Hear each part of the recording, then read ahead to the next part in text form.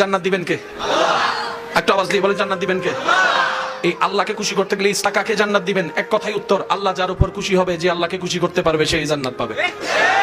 আল্লাহ যার উপর খুশি, যে আল্লাহকে খুশি করতে পারবে, সেই জান্নাত। এবার বলেন, নামাজ কেন পড়ি? উত্তর একটাই, আল্লাহকে খুশি করার জন্য। রোজা কেন রাখি? আল্লাহকে খুশি করার জন্য। ক্ষুধার্ত কেন থাকি? আল্লাহকে খুশি করার জন্য। তৃষ্ণার্ত অবস্থায় দুপুরে রমজানে পানি পান করি না কেন? আল্লাহকে খুশি করার জন্য। হজের মধ্যে লাথি খাই, গুতা খাই, তারপরে ধৈর্য ধরি কেন? আল্লাহকে খুশি করার জন্য। নিজে কামাই যাকাত দিচ্ছি কেন? আল্লাহকে খুশি করার জন্য। লাভটা কি? রব খুশি হলে সওয়াব হয়, সওয়াব হলে জান্নাত হয়। ক্লিয়ার? বলেন না ক্লিয়ার?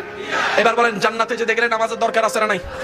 একজন মানুষ 5 ওয়াক্ত নামাজ পড়ে, তাহাজ্জুদে পড়ে, কিন্তু মা বাবার সাথে বেয়াদবি করে, জান্নাত আপনারাই বলেন জান্নাত পাবে না কেন? সে তো নামাজ পড়ে, জান্নাত পাবে না কেন? তখন আপনি বলবেন, আমার রব কারো উপর কষ্ট দিলে আমার রব খুশি হয় না, আমার রব খুশি হয় না। সুবহানাল্লাহ বলেন না?